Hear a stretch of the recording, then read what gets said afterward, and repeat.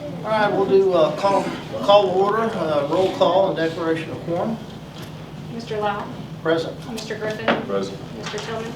Here. Dr. Matusek. Here. Mrs. Charles. Here. Okay, I'd like to welcome all our visitors this evening. Public comments. We have one person signed up on our public comment section. Ms. Raquel Madrano. Raquel, would you like to speak? ¿Está lista? Sí. Yo la interpreto lo que translate. Okay. Sí, ya. Ok, que lo que... Lo que Oh, diga. es que necesitamos si nos pueden poner el camión porque antes pasaba por ahí. Okay. Y somos en las dos calles de ¿cómo se llama? De las trailas como 10 familias. La 7 y la Cimarron. Sí. Sí. Okay. She's saying she's just asking for transportation. There's about 10 families there off Cimarron and 7th Street. And that's pretty much what she wants her voice heard on that. Porque pues como trabajamos, todas tenemos niños, son como 15 niños en total más o menos por ahí. And all these ladies work and they leave pretty early for work, and there's about 15 kids that would need a ride. And they're just asking for transportation.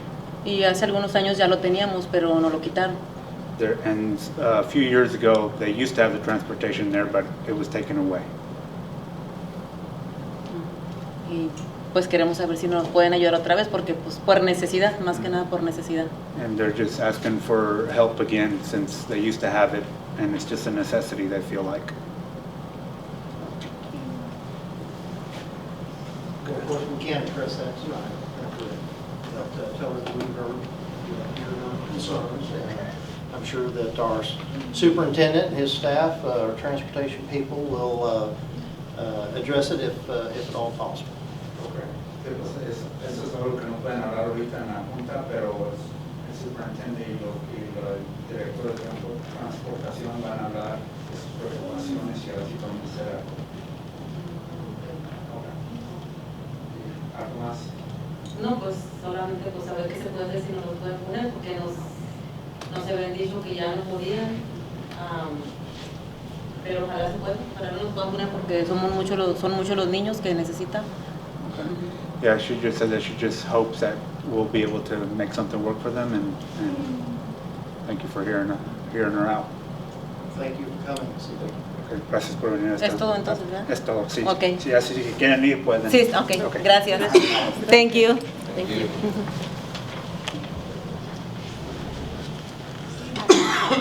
All right, moving on to Section 3, consent agenda. There are a couple things I think we probably ought to pull out from the consent agenda to address. I would like to pull out the estimate of needs, the categorical budgets for general building, child nutrition co-op, and then the district capacity report. Does anybody want anything else pulled out?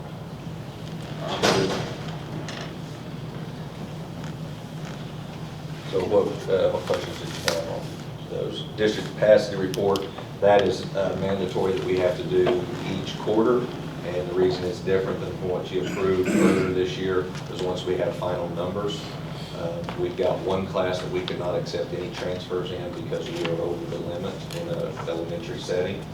And all the others, we have a capacity of 5. We just set it at 5, which we've not had a request for 5 transfers into the district in any one class since I've been here, so we just put it at that. My only question was if you could briefly just tell us how you come up, what goes into figuring up that estimate? So mainly it's the estimate needs Or no, I'm sorry, the district capacity report. district capacity. So district capacity report really is going to be based more on 4th grade and down, where you're talking to 20 kids per class. And we've got the kindergarten sector, the pre-kindergarten section, kindergarten section. We only have 3 sections. We have over 60 kids in that right now, of our own kids, so we can't accept any in those.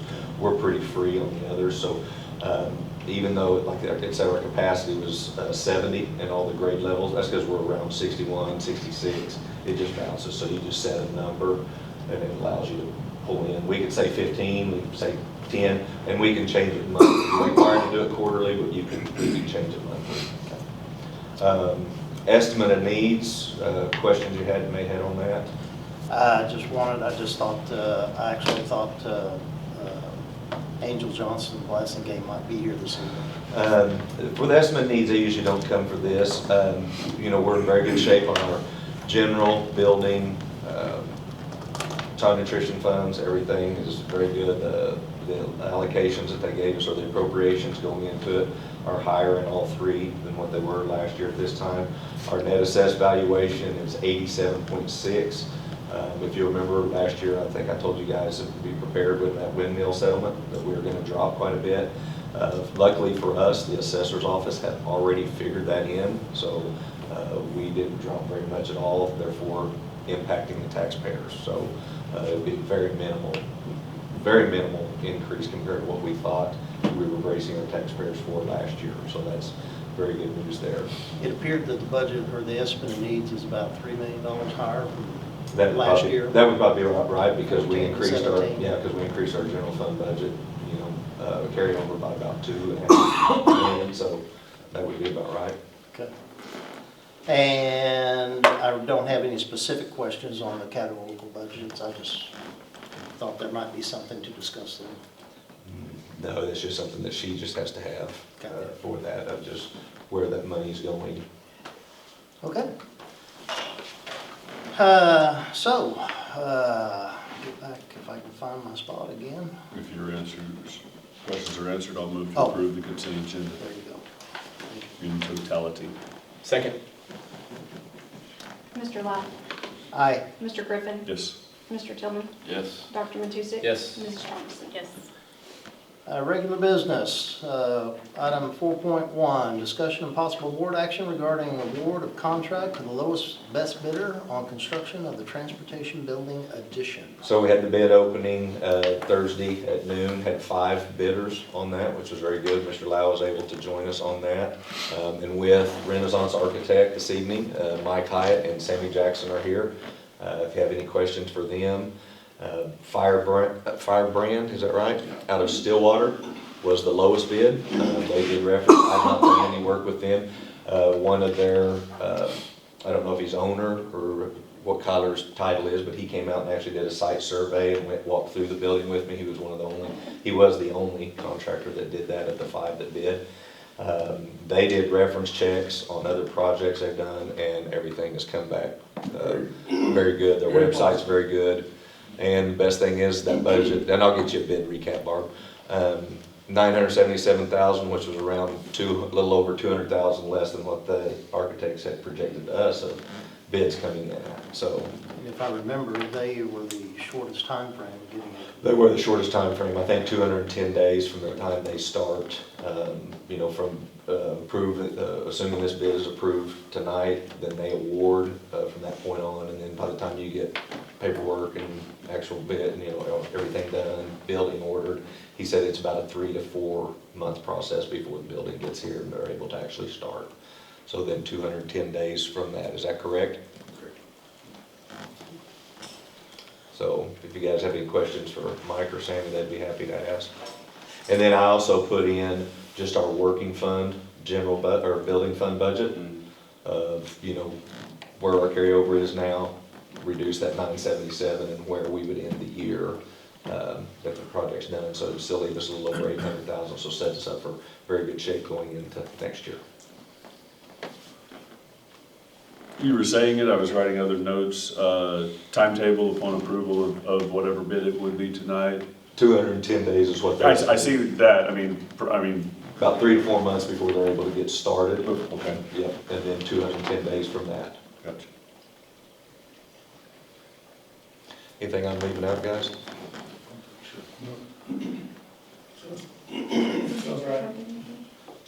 Firebrand Construction. And they're out of Stillwater. Uh-huh. It should be in the bid recap on that. It is the top one. Yeah.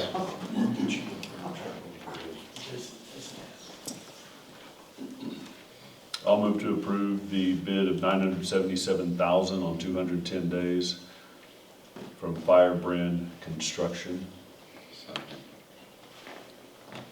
Mr. Lau. Aye. Mr. Griffin. Yes. Mr. Tillman. Yes. Dr. Matusek. Yes. Mrs. Johnson. Yes. Moving on, 4.2, discussion and possible board action regarding the following policies: the district media policy and graduation policy. Adding tribal regalia. So about a month ago, our RAO, our Regional Accreditation Officer, sent us an accreditation checklist. And each year, there's always new things added to this checklist that we have to have. And two of the new policies that we're required to have are the library media policy. This kind of stems from some of the accusations for improper material that possibly some schools have. And so it's just to clean it up. And then the other one is a tribal regalia policy that we're required to have as well. That is a law, the legislature, that is the bill that Governor Stitt did try to veto, but legislature did overturn, and so therefore it's enacted that we have to allow Native American students, those requesting, to be able to wear regalia for graduation ceremonies. The library media policy, there's 7 pages here. There are some other procedures and applications forms that you have on there, but this is the main bulk of the policy. I commend Ms. Ullery and Ms. Ashcraft for putting this together.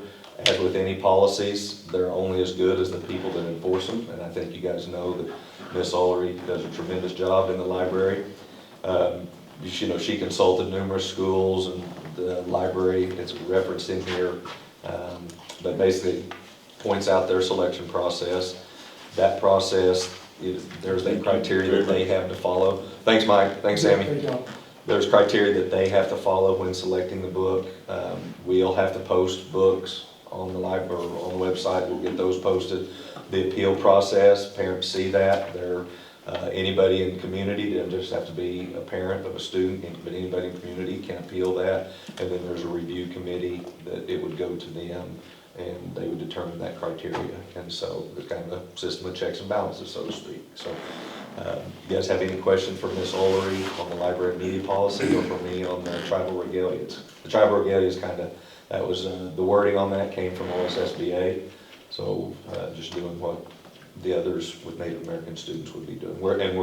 Someone asked, we're around right under 60 students, so about 6.5% Native American right now. Questions? Do you get much feedback from parents, Mrs. Ullery, on Almost none. none on the library selection of And- books and so forth? My population is small enough, plus I have these kids, what, 2, 3, 4, 5, 6, 8 years. So I have a pretty good idea on some of them that if there's certain things that their parents won't want them reading, I'll say, I think your parent's not ready for you to read this yet. And, you're just not at that level. And most of the kids are, oh yeah, and they're fine with that. But nah, I haven't had any problems. Definitely advantage of a small community and Right. where teachers get to know the kids on a personal level. Anything else? Questions? I'll make a motion to approve the district media policy and the graduation policy. Second. Mr. Lau, Aye. Mr. Griffin, Yes. Mr. Tillman, Yes. Dr. Matusek, Yes. Mrs. Charleston. Yes. Item 4.3, board to consider and take action on the employment of Stephen L. Smith Corp. as a financial consultant to the school district for the fiscal year 2023-2024. And the financial consultant is the continuation of the bond from the Dome project. So Rick would make that recommendation. They're very easy to work with and very good. So moved. Second. Mr. Lau, Aye. Mr. Griffin, Yes. Mr. Tillman, Yes. Dr. Matusek. Yes. Mrs. Charleston. Yes. Moving on, section 5, new business. No new business tacked on. Section 6, superintendent's reports. So facilities, about to finish up the district-wide LED project, and I've been able to forward some of the comments that we've had, but even kids, everybody is very thankful to you guys for being able to do that. And it's kind of like anything else you don't realize, your eyesight's going bad till you get glasses, kind of the same deal with replacing these lights. You didn't know how bad they were How come until... they haven't been in here yet? in due time. I said they're about to finish up. I should have them in here on the night that I'm doing that, say, get over there. The only place the board goes. I sent you guys a copy of the risk assessment. Tanner Beckner did that. That's a program. We were one of the first to do that, and so therefore we will be applying for a safety grant. Everybody got a safety grant that was $92,000 for 3 years, but this is independent of that. And so we'll take some of his recommendations, cameras, whatnot, and put into the safety grant and try to hopefully get some more stuff for that.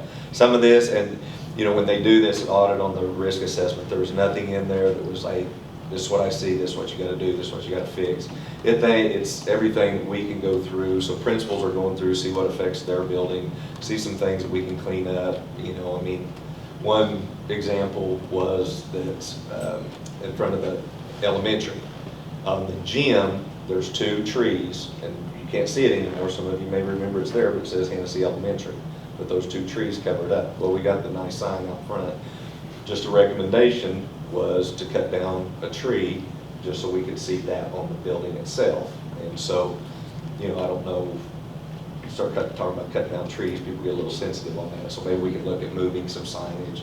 There are quite a few signage issues, just making sure no trespassing, little easy fixes, nothing major that I'm aware of or that I can think of. We talked about it a little bit this morning in our principals meeting, and so it'll just be an ongoing deal. But I sent you guys a copy of that, so if you have questions, or if we bring something up that Tanner didn't bring up, feel free to share that with me, and doing everything possible to obviously make our kids a little safer.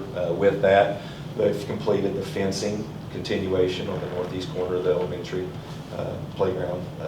Looks very good. I did visit with the architects once we knew what the budget was on the transportation building, and assuming that would be approved tonight, did visit with them and told them to go ahead and start moving forward on the parking lot project, which includes the parking on the right directly west of the baseball field. This is the baseball football parking. That would be one bid package, and then the second bid package would be from the west side of the football field between the street all the way around to the south of the locker room. So that would be the second bid package within that. That'll have lights. We'll need to look at redoing some maybe traffic flow so there's not a dead end on the east end of the football field. But all this ties into now, we know in approximately 8, 9, 10 months, somewhere in that range, we're going to vacate that building on the northeast corner of the football field. That would be completely vacated. So now the discussion needs to be, start tonight, start wherever, of what are we going to do with it. Do we repurpose that building? I've heard everything to repurpose it into this, to raise it and start over. So we got time to plan, but we need to start planning something for that. Needs, 2 biggest needs that I get, and I do think they're needs, definitely not wants. One is a softball dressing room, so looking at where to repurpose that, and then the track bathrooms concession. So those are the 2 biggest needs that I get that we need to address, whether we want to do it within that building or anything else. So if anybody has any great ideas you'd like to throw out tonight, I'll be happy to take them down or whatever. Well, I have a lot of great ideas, they're just not all about the Are they school. self-qualified great ideas or are they really great ideas? There's some- Okay. I think whatever we do, it needs to have a lot of thought put into it for, future planning, as well as the job that everyone has done to make our campus look really good with the buildings that have been built. We need to make sure that whatever we do, whether that is a repurpose or a new facility, just talking out loud, a new facility over there, it needs to continue with the great job that's been done by past boards and present. And that's what I heard the other night. A couple people hit me up about as we're building things, everything is matching. And it just continues to look very good. And on piecemeal, I think you brought that up one time. So yeah, it makes it nice when you can. Yeah, because sometimes you can piece things together and in the end you don't have much. Yeah. And whatever it is we decide on, talk, I mean, the Talk to people all that parties, need it, yeah. you know, that we might not know exactly what their needs are. Yeah, so. Yeah, it won't be just a discussion with us, I can Right, assure you yeah. that, it'll be parties involved Right. with this, that's right. And we hope we have a good community turnout for those discussions too. We will. Or I anticipate we will. And then the last thing on that is then the corner where the old tire store is, that's cleared off. And, you know, any ideas on that? One of the suggestions that Tanner had is just, yes, most people in this area know, but sometimes law enforcement, if unfortunately if there is a situation, somebody could be coming in from Enid, they've never been here before, and they're not sure exactly how they see the football field, but do they really know where the school is? And, you know, and so his mention was is maybe just a sign pointing, hey, high school's here. At one time we talked about maybe putting a scrolling LED, but I think there's going to be some Wi-Fi issues with that. And then I look at it, some of the designs they had, and there's just some security issues. 4Ts doesn't encrypt their Wi-Fi, it's okay. We just get theirs. Well, it'd be nice to visit with the town, you know, the town's put up some nice signs on three Yeah. sides of town. And maybe we can incorporate something, a And small portion. Mr. Quirk and I have actually had a small conversation about this. Comment, if it's okay. The big entrance sign, we just got clearance for, that'll go just east of 4Ts. And then ODOT is just signed off on the way signs that will go near 4Ts in both directions. So, and they will point to the aquatic center and the whatever you want, the one that points towards the Okay. school to say. Okay, So, and they'll match the rest of the signs in town and things like that. Yeah. good. Cool. And there'll also be another one at 5181. So, okay.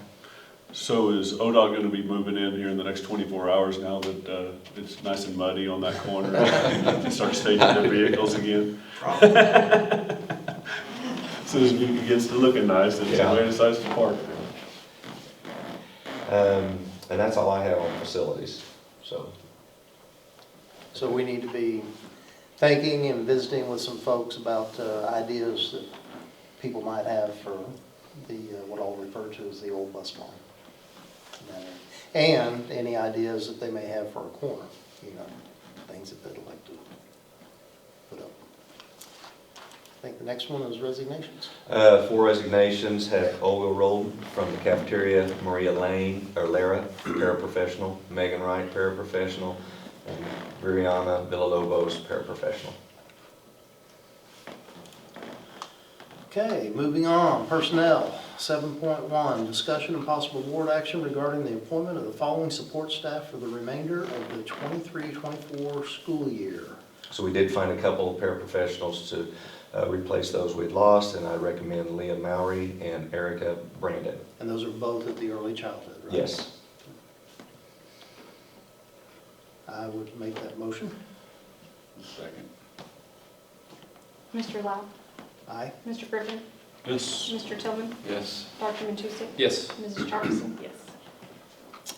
7.2, discussion and possible board action regarding the following extra duty assignments. Hugo Rodriguez as assistant high school and junior high football, Brian Richardson as our safety coordinator, Leslie Harden as our ELL coordinator, and Lindsay Briley as an ELL. So one change on this is recommending Lindsay Jones instead of Lindsay Briley as the ELL coordinator. Her and Leslie will split those duties. So it'd be Lindsay Jones. And the assignments, we've already approved all those assignments and their pay scales previously.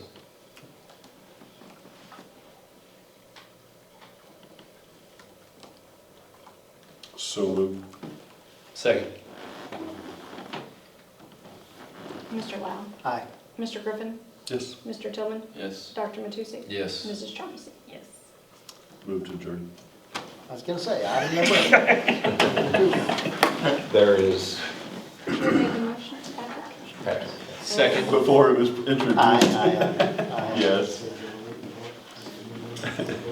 And Hugo's Mr. already, Griffin, yes, my yes was full. Yes. Your Dr. question. Matusek, Mrs. Charmison. Yes. Hugo's already proved valuable.